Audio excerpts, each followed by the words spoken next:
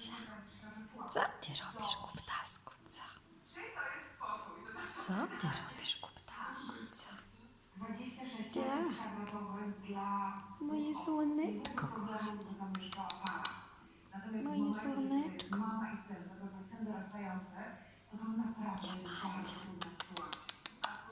Jamajcia.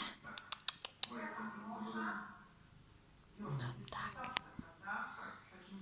Słuchajcie, dźwięki otytułowane, nie można to słychać dobrze. Co ty tam robisz, powiedz? Nie rzucam młodym już od 3 lat. Z takim zamachem to do rewolki się nadał. 17 lat i tyle medali?